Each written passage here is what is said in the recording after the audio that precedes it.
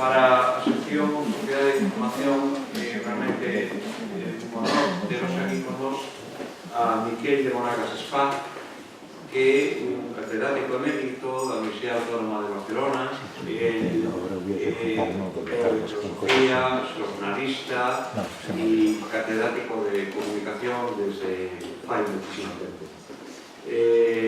A pesar da súa xuventude, un home dun amplio historial académico e ademais eu teño o placer de conocelo desde fai máis de 45 anos en que foi o meu profesor e era desos profesores xóvenes naquela universidade do franquismo en que era realmente unha bocanada de aire fresco, unha persona que falaba moi claramente das cousas, que nos falaba de personas, investigadores totalmente ou moi desconocidos naquele momento en España.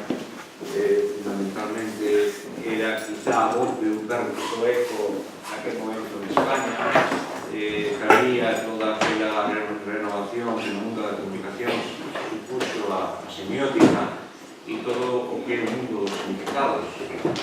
E evidentemente creo que todos os alumnos que pasamos polas súas aulas sempre recordamos esa imaxe fresca, surreal de Moragas que ainda conserva porque empezou moi novo e ainda hoxe é un xoven de 73 anos.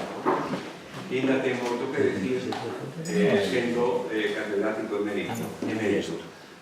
Non vou citar aquí as dúcias de libros que ten publicados porque son moitísimos, nin os centos de artigos en revistas nacionales e internacionales.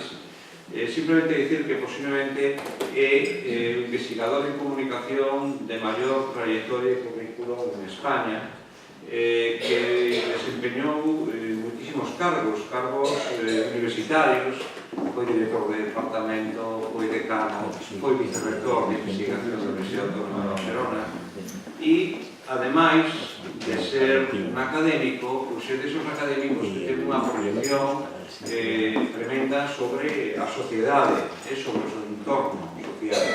E nese sentido, hai que decir que é unha persona que ten aportado moito no mundo da investigación, do mundo non solamente da comunicación, sino do turismo e mismo do deporte. Hai que decir que foi o fundador e exdirector do Centro de Estudios Olímpicos e que xogou un papel fundamental na organización das Olimpiadas de Barcelona en 1992. A Moragas lle debemos moitos dos éxitos que a nivel de comunicación tuvo aquel evento que a pesar do tempo todos recordamos.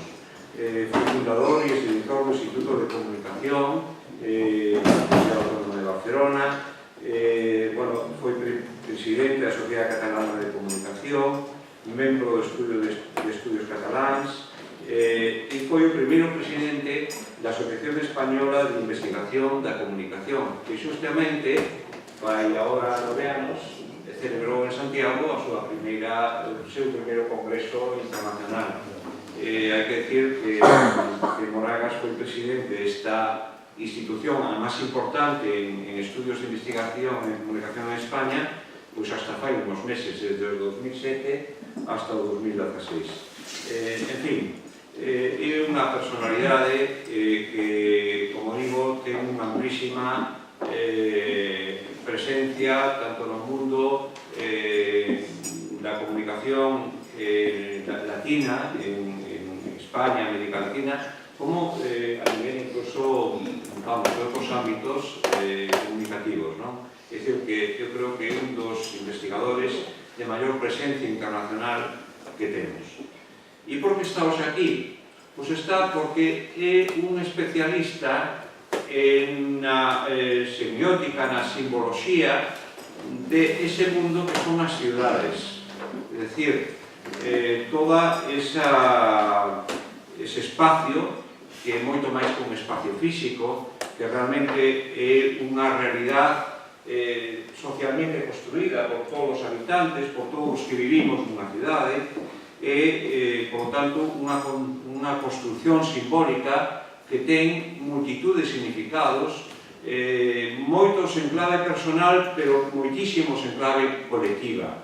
É dicir, que identifican a cidade, os sitios onde nos comunicamos, onde paseamos, a súa escala cromática, o seu clima, o carácter das súas xentes, o lugar onde nos citamos. É dicir, que a cidade é un mundo cheo de significados.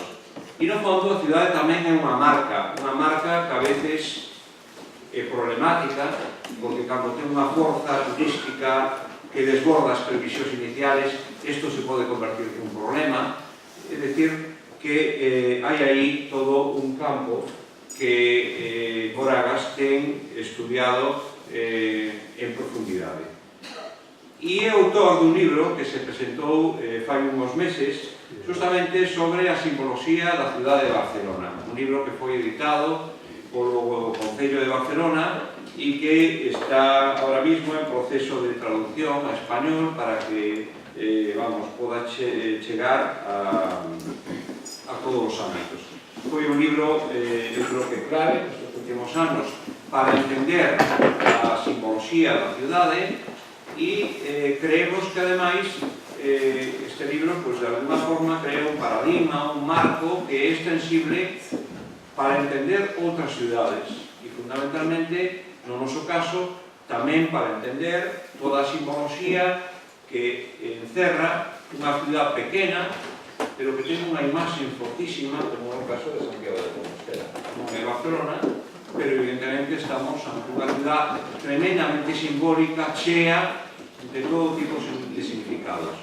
Eu creo que, asistindo á conferencia que nos vai a dar hoxe Miquel de Moragas, vamos a entender moito máis a cidade na que vivimos.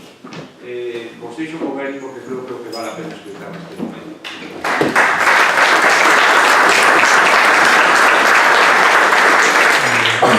Buenas tardes. Muchas gracias, José Ramón, por la presentación. Voy a ver si ustedes pasan un rato viendo imágenes que he preparado, discutiendo y reflexionando sobre la dimensión de la ciudad. Quisiera añadir una cosa a lo que presentó José Ramón. Lo que voy a presentar hoy aquí básicamente es mi trabajo de los últimos 2 años para publicar el libro que se titula Barcelona de la Simbólica, que es un trabajo que empecé en el momento que me jubilé. Y cuando me voy a clases, ¿qué voy a hacer? Algo que sea complicado. Y entonces puse en juego toda mi formación de estudio de los símbolos, pero también, y esto creo que tengo que decirlo, porque si no se explique bien por qué he hecho esto, toda la experiencia que me enseñó mi padre, que era arquitecto, y mi madre, que no era arquitecta, pero me enseñó a vivir en la ciudad. Entonces me di cuenta que podía poner junto mi conocimiento simbólico. Paréntesis, Miquel de Moragas é fillo dun dos arquitectos emblemáticos da cidade de Barcelona, con moitísima obra, e que o mellor merece que le fagas un pequeno aportado, porque... pero digamos, yo no sabía que esto podía recoger, son conocimientos no revelados, que son un poco aquí.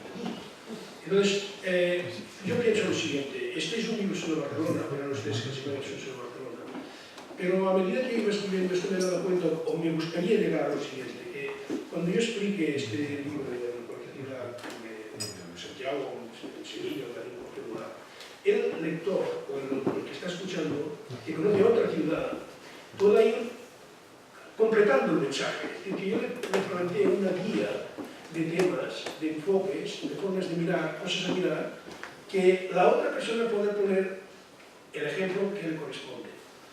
Porque si no es imposible. Mira, yo con José Ramón he tenido siempre la gran amabilidad de enseñarme a pasear por Santiago.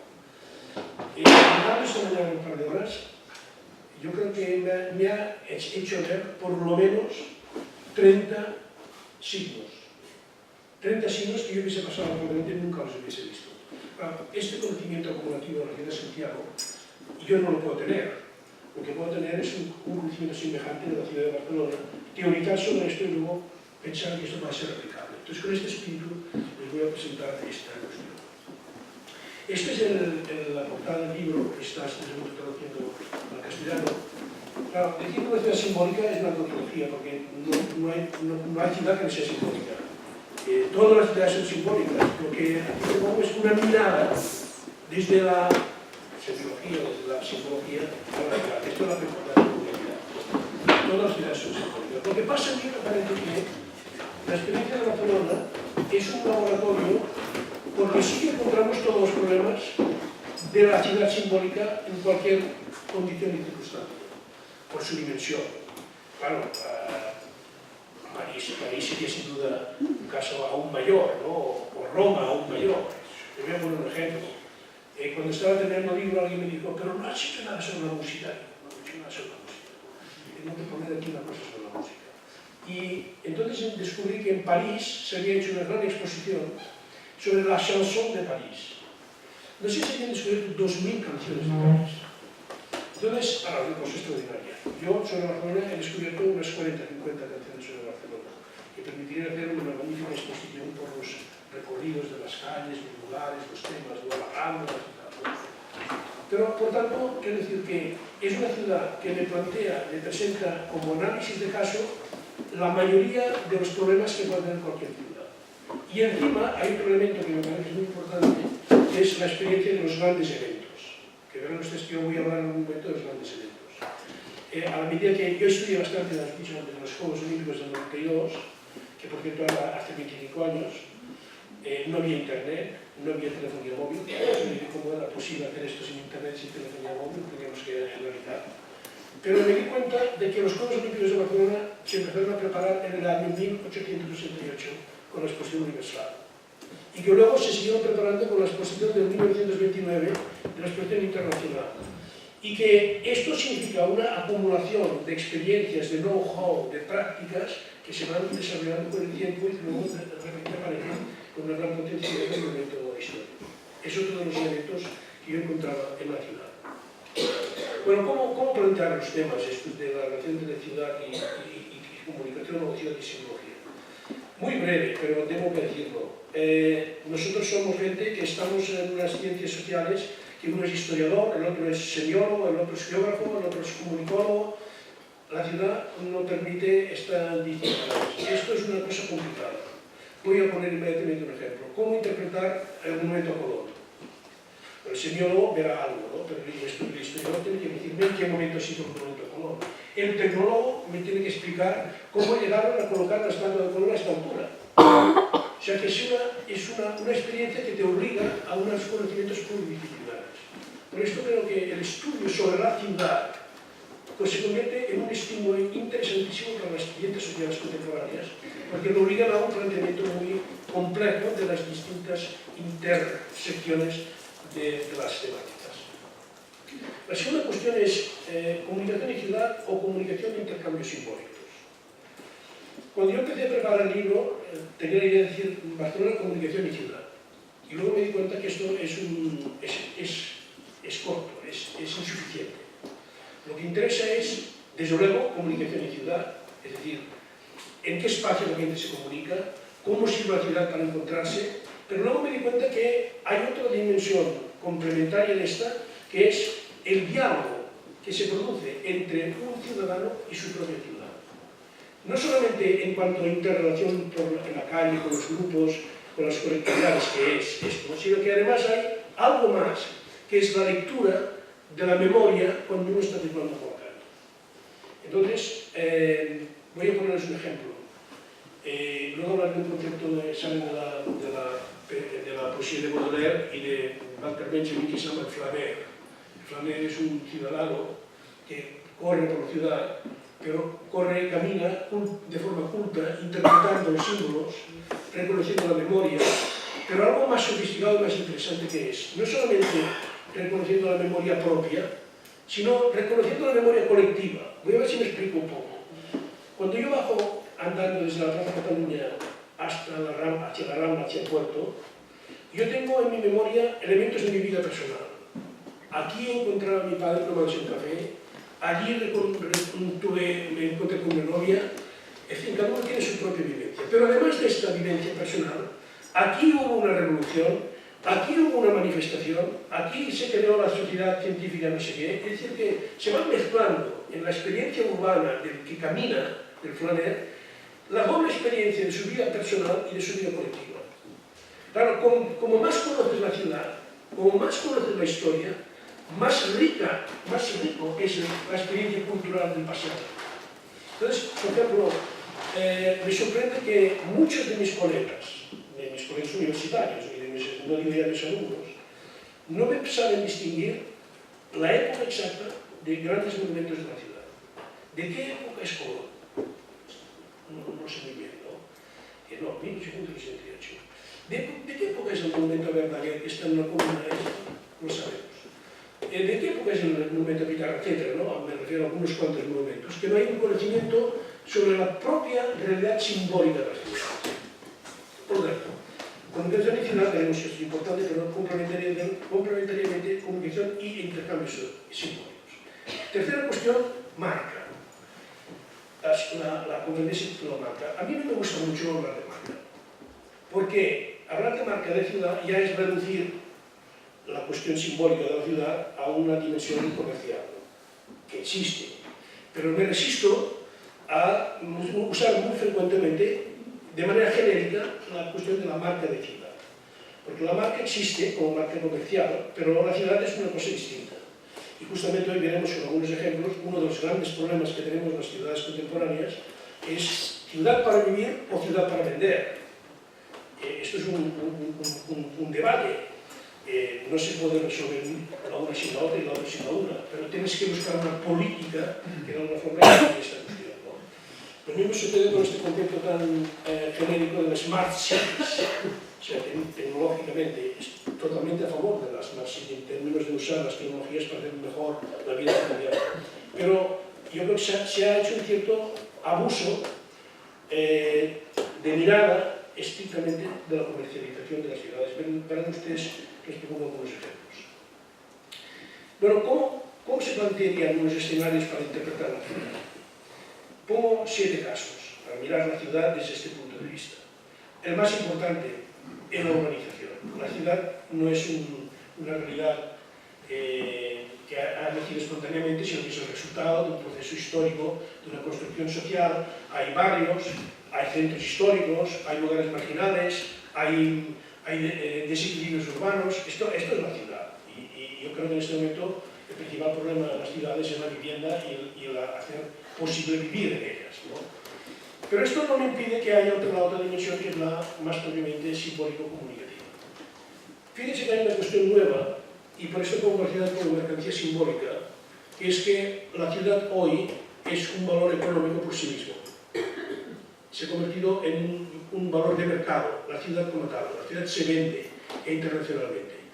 Se vende no solamente para el turismo, que también, sino que además se vende como lugar de inversiones económicas y de los lugares de desarrollo tecnológico, desarrollo industrial, etc. Por tanto, estamos ante una cuestión que es la ciudad que tendría como mercancía simbólica. Una tendencia teórica muy interesante que habla de la economía simbólica de las ciudades. Interpretar la ciudad desde el punto de vista de esta escala económica de la simbología. El tercer punto es interpretar la ciudad como sistema de signos. Voy a poner algún ejemplo, porque, como hemos visto esta mañana contigo, desde las campanas, que es un magnífico ejemplo poner aquí, pero sería una comunicación sonora. Los símbolos de las tiendas que siguen manteniendo una estructura bastante correcta, además de simbología del hierro, las cosas pintadas en las paredes, algunos graffiti que hay. Y la ciudad está llena de signos distintos, de hecho todos los lenguajes están implicados en la calle como sistema de signos. Y luego hay otro aspecto que es la ciudad y espacio de comunicación. Y dentro de esta idea de la ciudad como espacio de comunicación, es decir, lugar de encuentro, hay un punto fundamental que es interpretar el valor de la ciudad como espacio público. Voy a poner algunos ejemplos para ver hasta qué punto hoy, en las ciudades modernas, sobre todo las grandes ciudades, el espacio público está en peligro. Hay invasión sobre el espacio público. Hay una serie de agresiones sobre el espacio público y luego también hay algunas grandes decisiones urbanísticas que hacen desde el espacio público. Si ustedes han estado en Barcelona recientemente, o han estado en los últimos años, Podrán recordar que hay un espacio enorme público en la zona de la playa de Bogaté, ¿no? Entre la antigua Villa Olímpica, donde se ha recuperado una enorme cantidad de espacio público. Y en cambio hay otros lugares que el espacio público ha quedado constreñido por la especulación o ha quedado constreñido por la invasión de usos que no va a favorecer la vida de los ciudadanos, por la función del turismo. Luego hay otra cuestión muy importante en las ciudades, muy importante, que a pesar del paso del tiempo sigue siendo muy importante, que es los lugares de la memoria. Fíjense un ejemplo, no sé si esto lo pueden situar también en Santiago, creo que sería posible. Hay una forma de vivir en Barcelona sin vivir en Barcelona. Es decir, viviendo fuera de Barcelona, ir a Barcelona para determinados eventos, para determinados rituales, para determinadas ceremonias, o para determinadas manifestaciones políticas. Es decir, que la ciudad sigue siendo un lugar donde se escenifica la vida colectiva. Entonces, en todas las ciudades del mundo veremos una imagen de la Puerta del Sol con el famoso concentración de las manifestaciones de mayo, ¿no? de Madrid, donde se utiliza el espacio público como un lugar de manifestación, un lugar de concentración, un lugar de expresión del colectivo. Y luego hay otro aspecto que vamos a enseñar las fotografías, que es los monumentos. ¿Qué pasa con los monumentos? Yo creo que este es un tema que por sí solo ya se podría hacer todo un trabajo específico, ¿no? ¿Cómo han evolucionado los monumentos?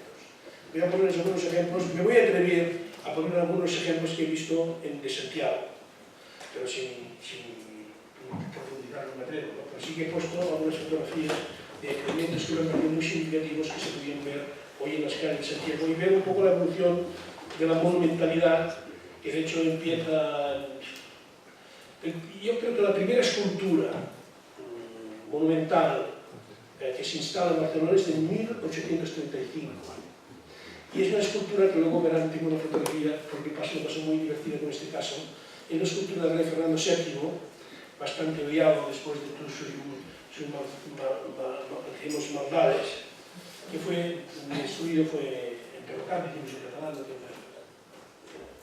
fue con una cuerda, se tiró al suelo, desapareció la escultura, como la verán en la fotografía. Esta escultura parece ser que se fue, fíjense usted, a París, los Bonaparte, los llevaron hasta París, y luego esta escultura, al cabo del tiempo, reapareció en el Palacio de San Telmo, en Sevilla, en el año 1920 y tantos, y hoy está abandonada, finalmente pude verla en el convento de Santa Clara, en un rincón perdido, la tal escultura de Fernando VII. Luego vean la fotografía de este personaje. Es la primera escultura y es de 1800, si no me equivoco, 35, 34, 35. A partir de ese momento hay todo un desarrollo de relación entre el poder económico, el poder institucional, el poder eclesiástico, la monumentalidad y luego una etapa que afortunadamente ya nos llega a nosotros, que es domina más el arte en la calle que la monumentalidad representativa. Es el momento de la expresión popular de los artistas de la calle. Pero luego hay un punto séptimo que yo no puedo desarrollar porque es larguísimo, que es una tercera parte de mi libro, que se llama Ciudad Narrada. ¿Esto qué significa? Pues significa que hemos de conocer cómo la ciudad ha sido narrada por la novela. Esta mañana José me enseñó dos novelas sobre Santiago, una sobre la casa de la Troya, otra, perdón, no me acuerdo del nombre de la novela, no sé si es tal. Y en el caso de Barcelona pues está toda la obra de Safón, Vázquez Montalbán, bueno, toda la literatura que se produce en torno a la ciudad, que es muy importante porque es una percepción de la ciudad finalmente. Pero es la novela, el cine, muy importante, creo que seguro se puede hacer un estudio sobre el cine en Santiago, por descontado un análisis del cine, y Barcelona da muchísima información sobre tendencias, criterios, etc. No es lo mismo la película de Woody Allen, ¿cómo se llama la película de esto? Christie de Barcelona, que es una película Beautiful donde se narra la lucha de los inmigrantes para sobrevivir. Es decir, que a través del cine hay visiones de la ciudad muy contestadas. El COVID, interesantísimo fenómeno del COVID, porque el COVID es allí donde no hay casi censura, hay una crítica muy feroz, muy dura contra la marginación de la gente. Luego tenemos las canciones también. Luego tenemos, atención, las guías turísticas, hay para hablar sobre esto todo el tiempo que quieras. Y luego finalmente quisiera dedicar un momento a un nuevo fenómeno, que son las guías a través de Internet hoy, a través de apps. Muy importante esto. Como recomendación diría que sería, creo, unas estrategias de promoción de cualquier ciudad, si no hay un buen desarrollo hoy de los sistemas a través de las apps, ¿no? Llegando al hotel, mi propio teléfono me dice: usted está junto a la Catedral de Santiago. Y digo, bueno, pues es verdad, ¿no? ¿Cómo sabrá este tipo cómo está yo? O sea, el próximo paso es que ya pinche y me enseñe el obradoiro, me enseñe la pórtico de la gloria, me indique las instrucciones. O sea que este mundo que está empezando es un factor nuevo complementario a la cuestión de las guías estas. Entonces, yendo por uno de estos puntos. Hay un antropólogo, Auger, que habla de los no lugares en la ciudad. Bueno, yo no discutiría, no hay no lugares. Todos los lugares tienen significado. ¿A qué se refiere él?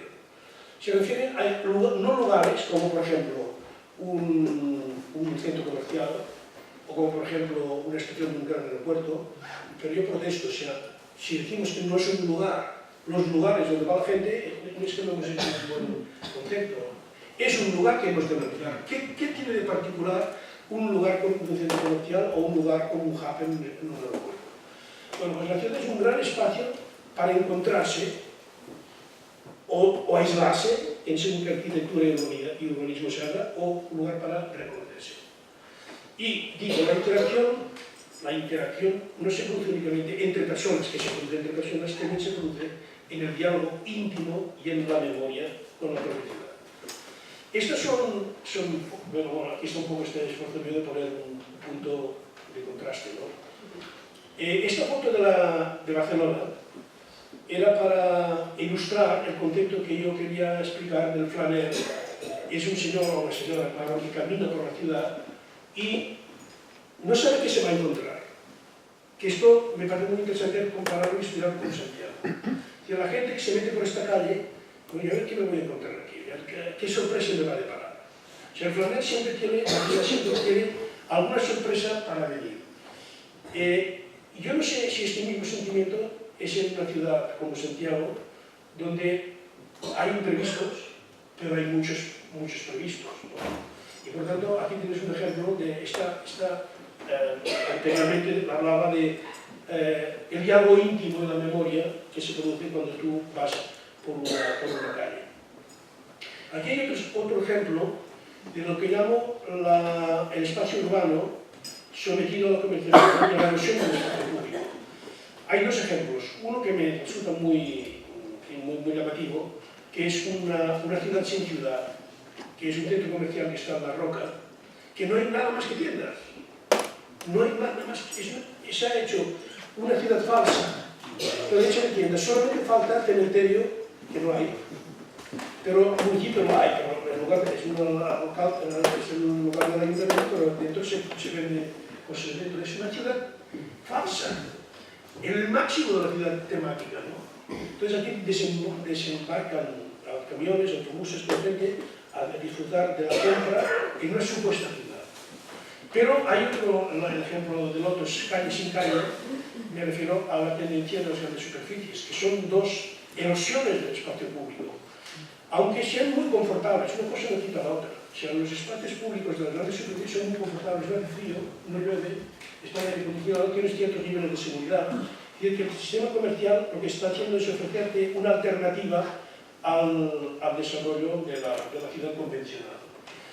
Esto tiene dos consecuencias urbanísticas preocupantes, que es el ir vaciando la ciudad de la vida del pequeño comercio.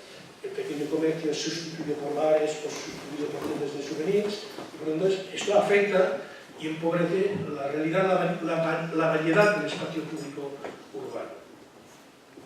Y este es la fotografía como ejemplo de lo que decía antes de la ciudad como espacio público. Efectivamente, la Puerta del Sol de hace ya décadas, se convierte de vez en cuando en un lugar emblemático. No sé, en Santiago, cuando tendría que haber una manifestación, probablemente debe ser un Arroyo, digo yo, un lugar donde...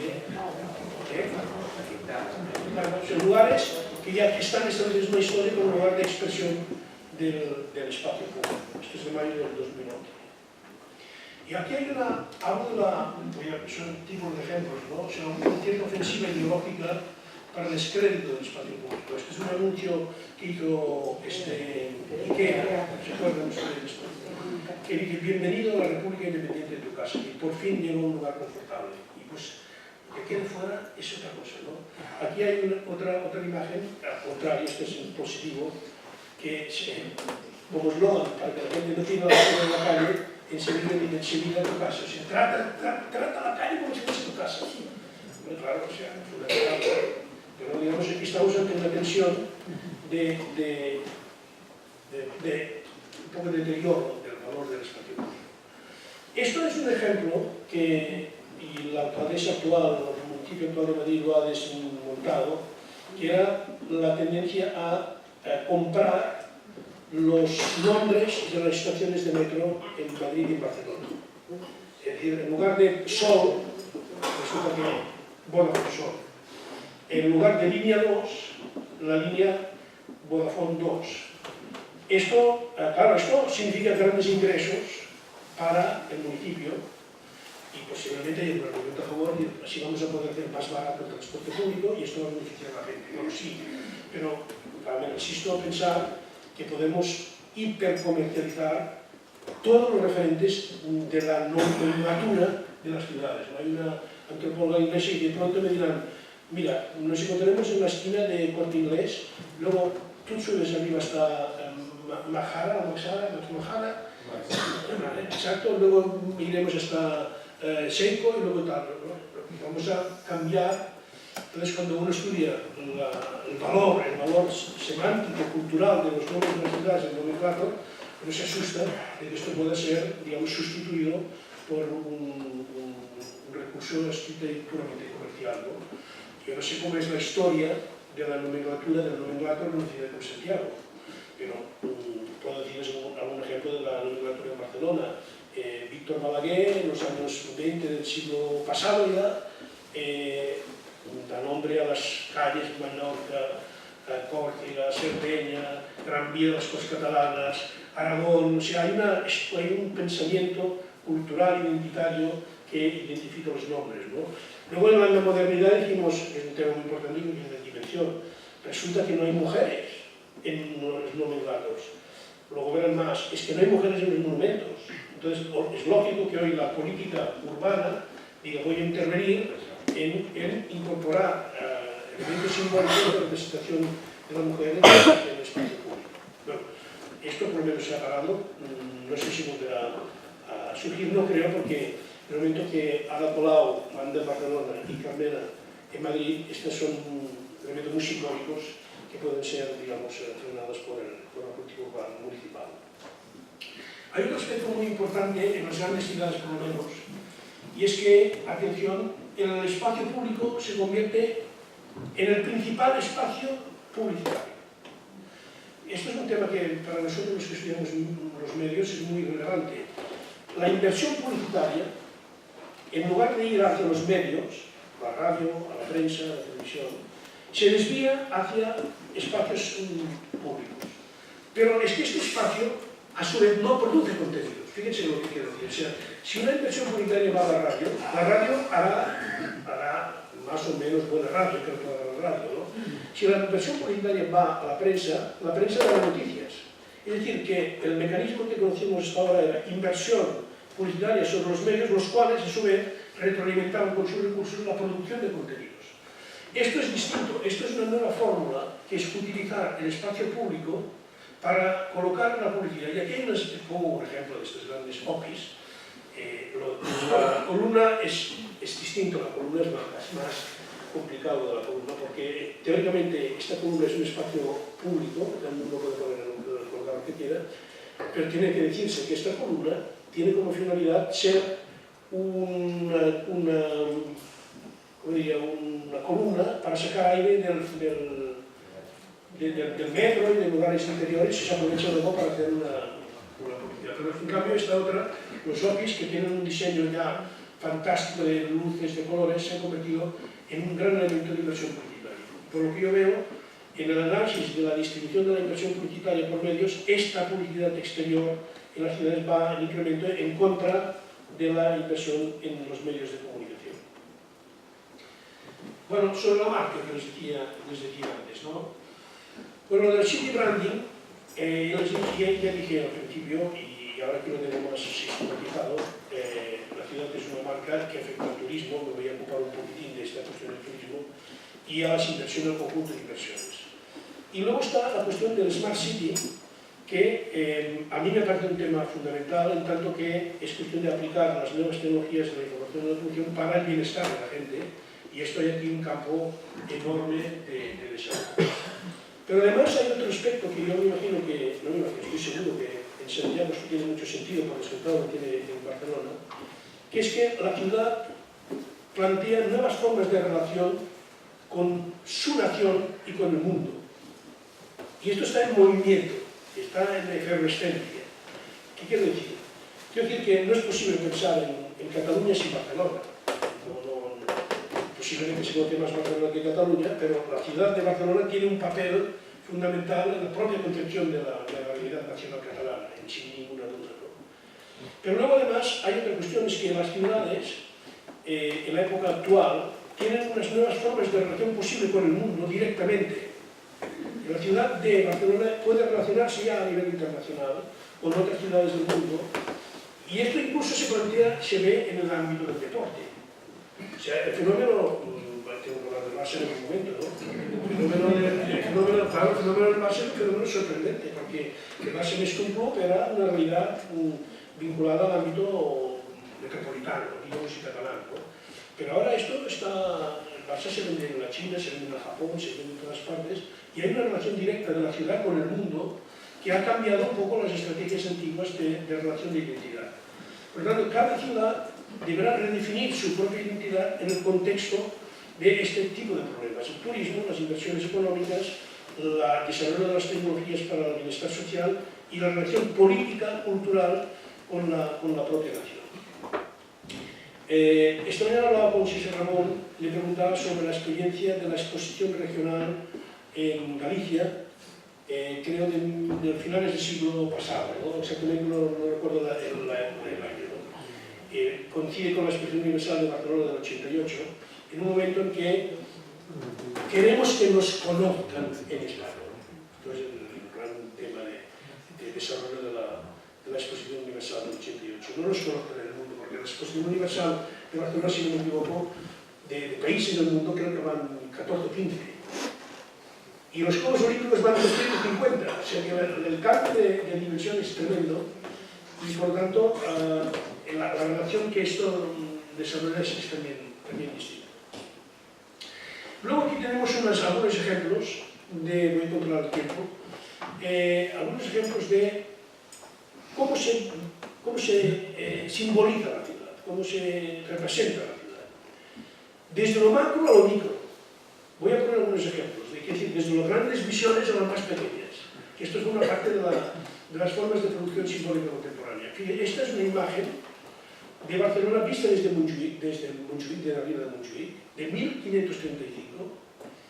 Y hay un arcoíris, se ven un poco los barcos por aquí, ni remota idea de dónde estaría el aeropuerto. Pero fíjense que es curioso que con el paso de los años, en el año 1800, la mirada, sorprendentemente la mirada genérica de la ciudad ha cambiado de lugar. En lugar de ser desde Montjuïc hacia la ciudad, ahora es desde la ciudad hacia Montjuïc, que se observa el desarrollo ya económico, digamos, político, administrativo del puerto de la ciudad. Se ha habido un cambio de mirada. Pero lo que me resulta más curioso es que, pasados los años, empieza a haber una nueva mirada aérea, porque esto no había avión todavía, porque todavía en los 1850 yo creo que se estrena el globo aerostático, pero no libre, sino ligado a una cuerda hacia el 1980-1990.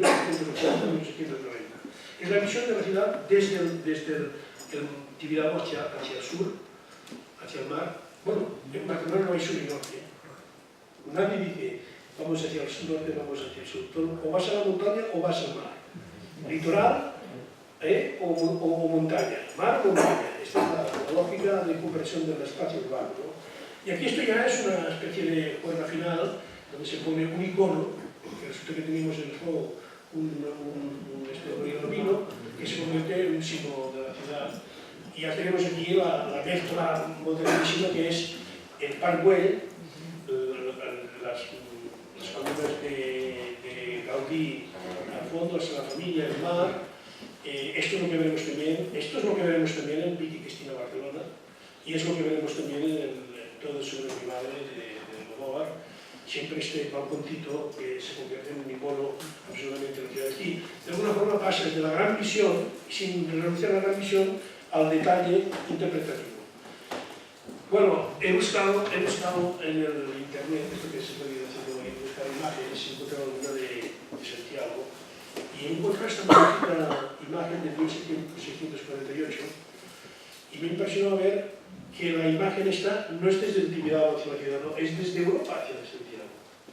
Esto creo que debe ser un tema de mucho interés de analizar cómo se visiona, ¿no? Quizás estoy haciendo una comparación un poco rara, ¿no? Pero incluso ya me dio este impacto, ¿no? De ver cómo aquí la visión es de toda Europa hacia Santiago, en un punto de referencia en otro lugar, cuyo análisis sería, supongo yo, interesantísimo hacer en esta gran ciudad que ustedes tienen aquí.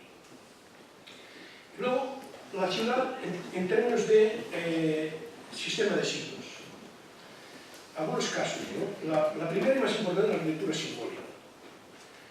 Bueno, esta es una ciudad que vamos a hablar, es que todo es simbólico, no es una cosa nueva. En todo caso, es una cosa nueva lo que es la arquitectura simbólica aislada de su contexto, como veremos en el caso de la cuestión de Barcelona.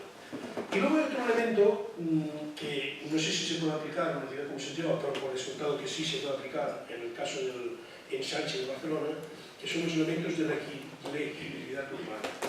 La gente se orienta o no se orienta, se pierde o no se pierde en función de determinadas coordenadas. Dicen que las ciudades que tienen río tienen mayor facilidad para ubicarse en el lugar. Las ciudades que tienen un frente marítimo tienen otras facilidades para la equilibribilidad. Entonces, hasta el punto Barcelona es una ciudad, o Santiago, o Coruña, o cualquiera, tiene estos niveles de equilibribilidad. Un tema que en el libro me ha ocupado bastante, y aquí no hay aceras, por lo menos en el caso antiguo, y llamo la acera pisar significados, porque fíjense que es una cosa muy interesante. Luego veremos, voy a adelantar un poco del guión. Esta es la roseta que diseñó el arquitecto Puig i Cadafalch en 1906. Pero lo que es interesante es que en 1906 la herencia y el legado cultural es una cosa importantísima. En 1906 el Ayuntamiento de Barcelona encarga a unos arquitectos que diseñen un número finito de rosetas. Pues las rosetas que hoy tenemos en la ciudad de Barcelona son las mismas que se diseñaron en el año 1906. Y esta roseta en particular se ha convertido en un símbolo urbano, no ya de la visión general de Montjuïc, no, sino de un elemento mínimo. Hay una anécdota para explicar esto.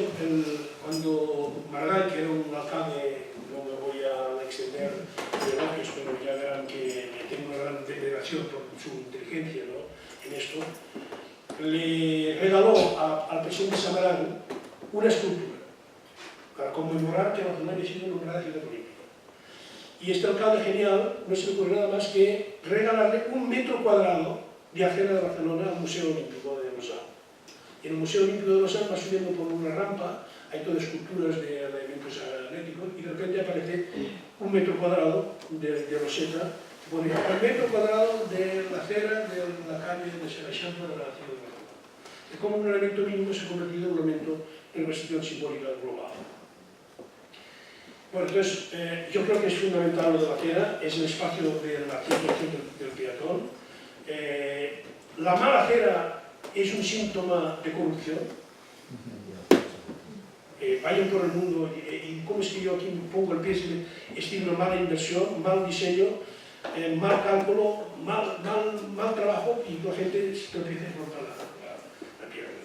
Entonces es muy importante la aldea como espacio de significado, de convivencia y de respeto para el ciudadano.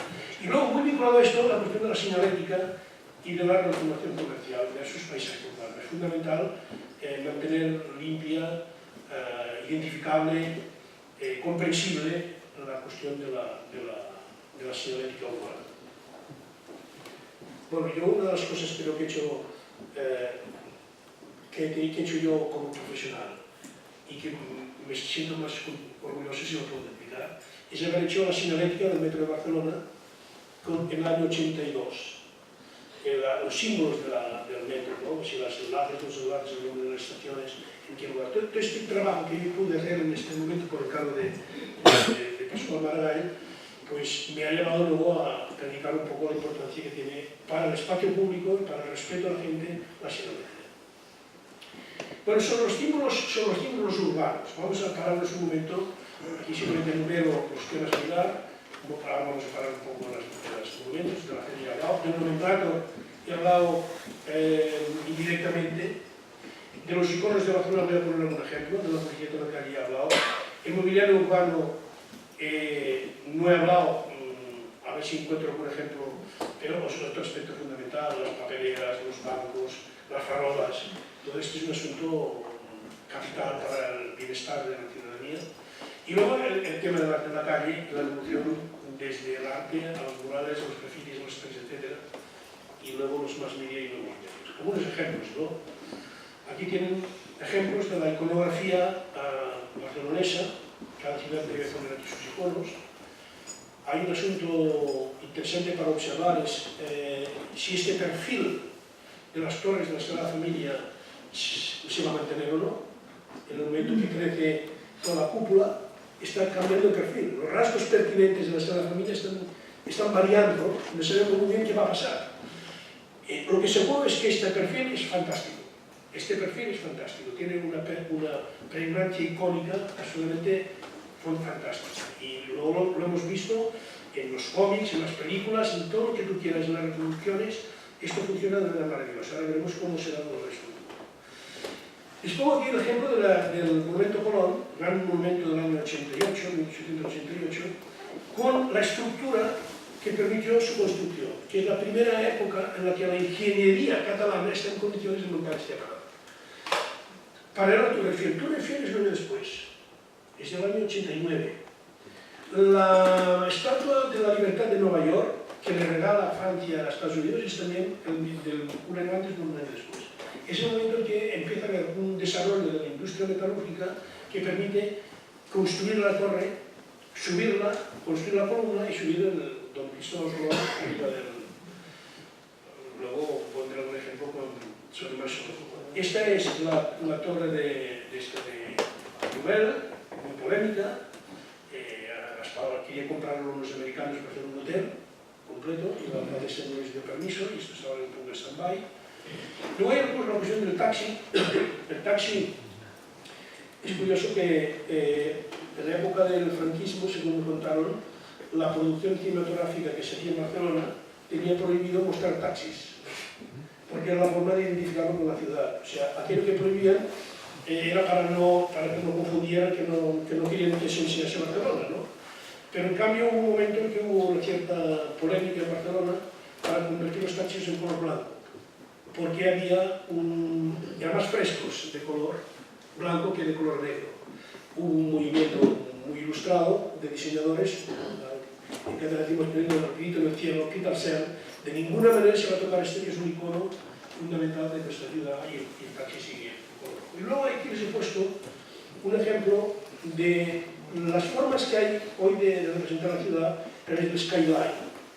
Que esto es una novedad de no más de 10 años, que las ciudades van cogiendo piezas y las van colocando en un skyline, que pueden variar un poco, ¿no? Aquí están los más clásicos, la Sagrada Familia no puede faltar, el Louvre no puede faltar, la Actividad no puede faltar, la torre de Collserola, la torre de Calatrava, todo este tipo de elementos que configuran elementos individualizados que totalizan una visión panorámica.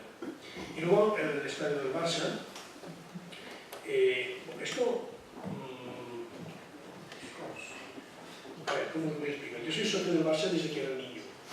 He visto visto el campo de las Corts, ¿no? El campo de las Corts había fútbol, no había luz eléctrica, por tanto el fútbol empezaba a las 3 y terminaba a las 4 y media, a las 5. Se abría y se cerraba para ver un partido de fútbol. Si ustedes iban al Camp Nou, a las 10 de la mañana del martes, el jueves, está todo lleno. Pero todo lleno significa 40, 50 autobuses, como si hubiese un partido. Es decir, que esto se ha convertido en un lugar de culto cultural extrañísimo. Y han cambiado el nombre de museo por el de Barça Experience. Es decir, que el individuo va a vivir una experiencia y entonces entra por un túnel, baja por la misma escalera que van los jugadores y se sienten sumergidos en una atmósfera. Y esto es interesante porque, aunque sea trivial, es fundamental. O sea, a veces el lo trivial no es lo trivial es un poco fundamental. Esto está convirtiéndose en un nuevo parque temático de las grandes ciudades y las grandes metrópolis. Estas son imágenes de la China. Esto ya lo he comentado. ¿Y qué pasa? Bueno, ya pues son los monumentos. Tengo clasificado algunos monumentos. Estos monumentos son a dos grandes próceres de la industria catalana, todos hechos ricos con el comercio con América y con Cuba, el momento Agüell y el momento López. Hay una polémica si eran negreros o no eran negreros, sin duda eran negreros porque hacían comercio con los indias en barcos que comercializaban todo, azúcar y lo que fuera, o sea, las grandes fortunas. Y aquí de vez en cuando hay en la guerra civil, López cayó y se murió el bronce para hacer armas, hay toda una historia, pero es un representativo de poner a la persona en un pedestal, esto que dice, vamos a poner en un pedestal, representa el poder económico, pero este no es el único elemento de la monumentalidad. He elegido esta foto, esta mañana lo hemos visitado, el monumento a Monte los Ríos, 1915, que es una gran escultura de Mariano Benlliure, que estaba, también lo he visto, situado en la Plaza Obradoiro, en el año 1915-16, ¿no? Bueno, es un ejemplo de algunos próceres son colocados en gran honor sobre la columna. Y este es el del señor Fernando VII. Esto está perdido, si un día va a Sevilla, vayan al convento de Santa Clara y encontrarán este personaje enorme. Digamos, yo tengo aquí el brazo, que le falta un pedazo de brazo, es un personaje tremendo, ¿no? Pues esto fue instalado en Barcelona en el 1931, ligado y luego recolocado en Sevilla en el 2017. Hay una polémica aquí muy interesante que yo lo voy a publicar en la versión en castellano de mi libro. Claro, no les voy a decir yo así yo lo que tienen que hacer con esto. No nos lo van a devolver a Barcelona, sería... ¿Qué van a hacer con esto? Un personaje que es manifestamente reinstauró la Inquisición y todo lo demás que quieras. Bueno, pero dejarlo ahí, posiblemente debe ser lo mejor, con una explicación, con una pedagogía, con unas formas de interpretación del lugar, pero volverlo a situar en un parque público, pues no sé, ya no se lo van a encontrar. Esto he puesto aquí dos ejemplos más de la representación de la intelectualidad. Y más o menos coincide la época. He visto que en el momento que Solís de Castro se instala en el 1917, ahora serán 200 años, porque me decías, y aquí está el momento del poeta Verdaguer, que también corresponde más o menos a la misma etapa, ¿no? Cuando la política urbanística es de introducir los grandes personajes del mundo de las letras y la cultura de los hombres, y digo por hombres, por pocas mujeres encontramos. Esta es la... Bueno, hablo ahora a propósito de esto de las mujeres. Yo he encontrado esculturas, monumentos con señoras que tengan nombre y apellido, nombre de una pintora, una bailarina, una cantante, Carmen Amaya, pero representación femenina mitológica mucha, ¿no? Que es lo mismo, la representación de la belleza, la representación de la agricultura, la representación mitológica muchísimo. En este caso he hecho una mala elección porque hay un nombre que es el Hermes, que por cierto en Barcelona hay cantidad de representación de Hermes, que es el dios del comercio. Y hay incluso un grupo de fravers que buscan, cada sábado se reúnen a buscar, a cazar Hermes, para encontrar, y hacen una fotografía, hay un blog que son buscadores de herbes. Como se ha espectacular la búsqueda que hay, son miles de pueblos perdidos en la ciudad. Y este es un caso que, estos tenemos esta fotografía, en la época, eso se le ocurrió al vendedor de Nike, que cómo vamos a funcionar una nueva camiseta del Barça del año 2013. Pues mira, vamos a ponerla en color. Los del español se hablaron muchísimo de cómo es que se hace la ciudad de promoción. La ciudad cobró 150.000 euros por dejar hacer este numerito. Pero esto me hace pensar que Cristóbal Colón está un poco deteriorado, no, porque es una burla, según como te lo interpretes.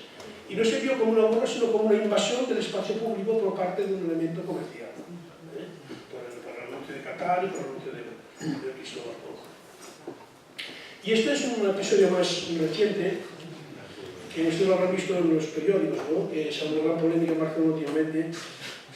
No voy a entrar en detalles en esto, pero sí decir algo. La idea de lo que hace la exposición, que no era equivocada, por el lío que se habló después, de descontextualizar un objeto simbólico para hacer una explicación narrativa sobre el antifranquismo. Pero resulta que se interpreta al revés, uno lo interpreta de una forma, otro lo interpreta de otra, al final esto cae, pero la historia es muy larga de explicar, porque fíjense ustedes que además es una escultura ecuestre de Franco decapitado. ¿Y por qué es decapitado? No lo decapitaron aquí, apareció decapitado en el almacén. Y ahí está, el libro los cuento porque está narrado en los periódicos, un individuo anónimo que alguien le cortó la cabeza y se lo llevó seguramente a su casa, no sé qué debía pasar. Pero esto provocó un gran incidente, que es interesante porque se demuestra cómo la simbología política de los monumentos sigue absolutamente viva y vigente. No obstante, hemos entrado ya en una nueva fase, en la época de la monumentalidad, sobre todo con el 92, lo que llamamos la ciudad fantasía. Ya no hay pretensión de poner en el pedestal a los prohombres, a los grandes intelectuales, no poner al doctor tal, al doctor cual, sino ya hacer un encargo a los grandes artistas internacionales para que coloquen su monumentalidad en los barrios. Y hay una política del Ayuntamiento de Maragall y del arquitecto Unidas que es, llaman ellos una idea que es muy importante, me parece a mí, es monumentalizar la periferia y los barrios. Es decir, evitar que toda la inversión simbólica de la ciudad se concentre en los espacios centrales o los espacios turísticos e intentar aportar con nuevos parques, con nuevos elementos escultóricos, con nueva arquitectura simbólica los ámbitos no simplemente comerciales.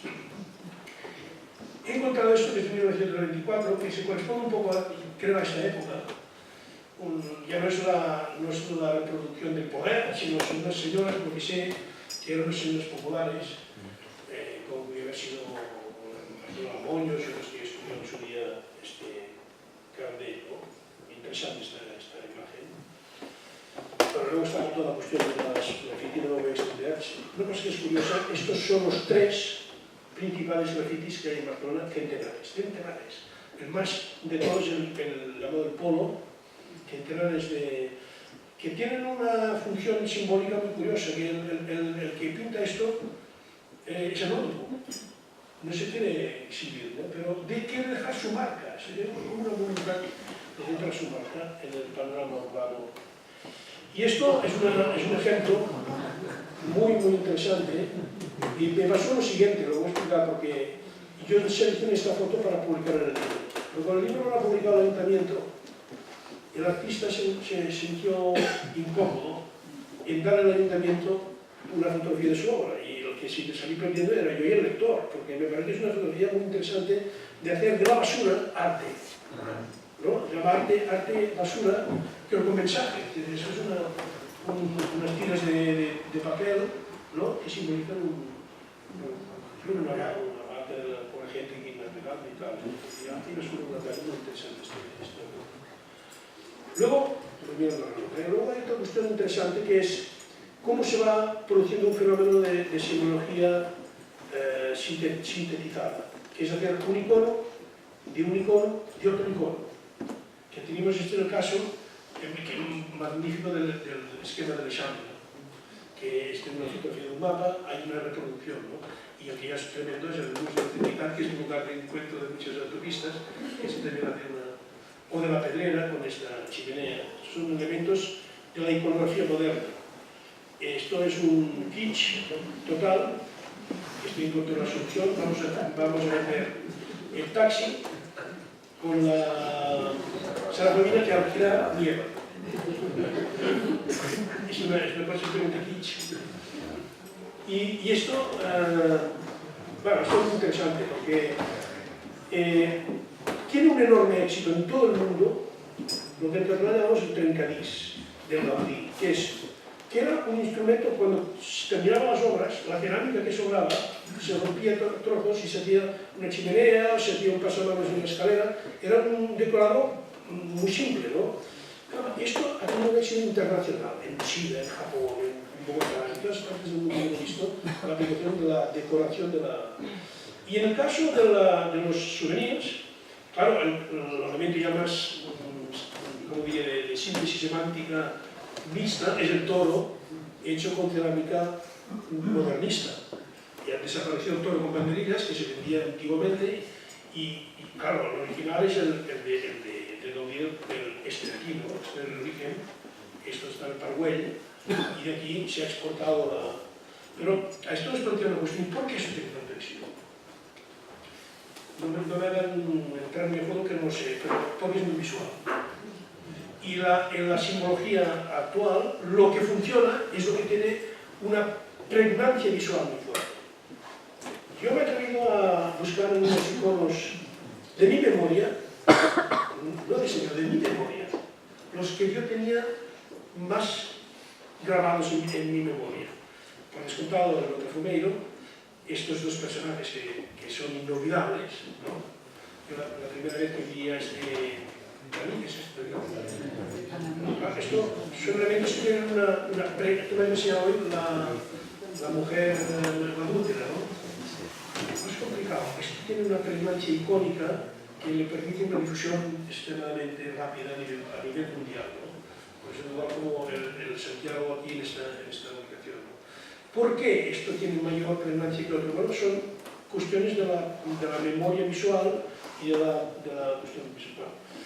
Y al final, no vamos a poder entrar en ello, pero déjenme que dé constancia, la ciudad luego, esto es lo que está en la calle, los símbolos que tú encuentras al caminar, pero aquí está la ciudad narrada por todos estos elementos de la novela, la poesía, el cine, la fotografía, el cómic, los cronistas de la ciudad, muy importante, claro, los cronistas de la ciudad, en Santiago debe haber sus cronistas, que han hecho una enorme tarea. En Barcelona hay sus cronistas, el Carabel, el Carmañé, la Pescadería, periodistas que han hecho una tarea enorme de interpretación, de explicación de la ciudad, las guías turísticas y la política. Bueno, y eso es breve. Esta es una lista de las películas recomendadas sobre Barcelona. Estas son las chicas de Woody Allen, bebiendo siempre vino. Continuamente están bebiendo vino. Están encantadas de haber hecho el amor y el novio le dice: ¿cómo se nota que estás en Barcelona? Y ahora son estas emociones que van creando ahí. Realmente beautiful, de contrario de ahora se ve, empieza la película con una gente muerta en la ciudad. Así que hay las dos visiones del film, ¿no? Y un ejemplo del cómic, esta es una novela gráfica, se llama Los Vagabundos de la Chatarra, que explica de qué viven y qué hace la gente que busca en los containers elementos para vivir, que también es otra forma de narrar. Y esto es lo que les decía al principio, la importancia del Santiago en línea. Yo no puedo atreverme a hablar de Santiago en línea porque he intentado entrar y no puedo dar ninguna opinión, ¿no? Pero sí que me parece que es una cuestión fundamental y que va a redefinir completamente el panorama del futuro. Y bueno, ya está, porque aquí tengo una serie de fotografías que las paso rapidísimamente, son la memoria a través de la fotografía, que tenemos afortunadamente un elemento de migración en la ciudad, Franco, la gente del liceo, etc. La ciudad. Y esta es la última imagen. Hago un comentario sobre esto. Con los Juegos Olímpicos se hicieron cientos, no sé cientos de miles, pero sí miles y miles de fotografías. Lo curioso del caso es que de los miles y miles de fotografías hay 12 o 13 que se repiten en todos los libros de fotografía a nivel mundial.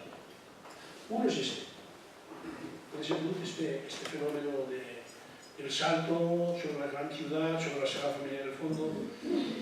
También es una cuestión de pregnancia de la imagen. Lo paro aquí porque hemos dicho que tuviéramos un tiempo para